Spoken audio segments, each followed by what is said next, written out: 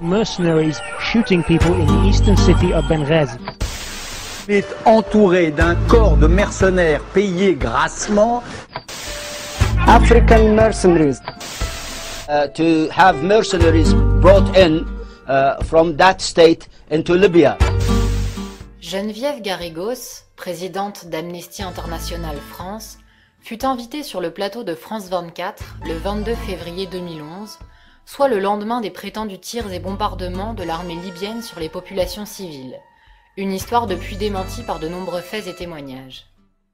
Et d'ailleurs, nous, vendredi et samedi, on avait des informations comme quoi, dans les troupes qui étaient envoyées contre ces manifestants, il y aurait eu des mercenaires étrangers, justement pour accélérer le processus de répression. Geneviève Garrigos nous dit donc disposer d'informations sur des mercenaires étrangers aux côtés de l'armée régulière libyenne. Cette information sera également présentée au Conseil des droits de l'homme des Nations Unies par le docteur Slimane Bouchiguir. Ces mercenaires semblent avoir reçu carte blanche pour piller et tuer indistinctement tout civil. Pourtant, 5 mois plus tard, et après enquête de Donatella Rovera en Libye, le discours de Geneviève Garrigos face à notre caméra sera complètement différent. Geneviève Garrigos, bonjour. Vous êtes la présidente d'Amnesty France. Je voudrais vous interroger sur plusieurs sujets. Premièrement, Donatella Rovera, conseillère sur la réaction aux crises chez Amnesty International, s'est rendue 3 mois en Libye. Elle fait état d'emprisonnement de citoyens libyens et étrangers par le Conseil national de transition. Ce dernier, nous les présentant comme des mercenaires. Que pouvez-vous nous dire à ce propos ?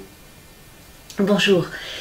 Effectivement, dès le départ de la mise en œuvre des troupes anti-Kadhafi, on a eu rumeur de mercenaires qui agiraient à la solde de Kadhafi.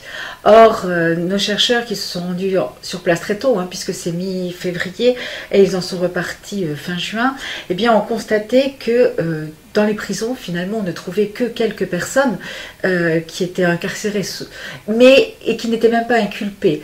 Et de fait, ça a surtout été des rumeurs qui ont été colportées avec des accusations vis-à-vis de personnes qui soit étaient de peau foncée, voire noire, et qui pouvaient être des Libyens, parce qu'on oublie que les Libyens du Sud ne sont pas forcément de type arabe, ou d'autre part des étrangers, ce qui a créé une espèce de peur, de xénophobie, et certains ont été maltraités, voire battus. Bon, certains ont été emprisonnés, et aujourd'hui, force est de constater qu'on n'a pas de preuves concrètes d'utilisation de forces mercenaires par Kadhafi. Oui, en effet, puisque votre collègue dit également qu'elle n'a pas vu du tout de mercenaires et que tout ceci est une légende colportée par les médias. Est-ce que vous confirmez cette information ? Absolument. Le travail fait par Donatella, et c'est pour ça qu'on a envoyé des chercheurs très tôt sur place, était de voir si véritablement on retrouvait des mercenaires. Or, ce n'est pas le cas.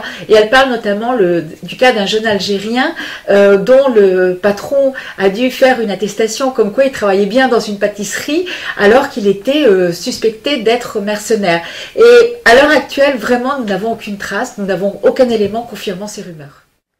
Ce qui était auparavant considéré comme une information est désormais qualifié de rumeur par le même interlocuteur.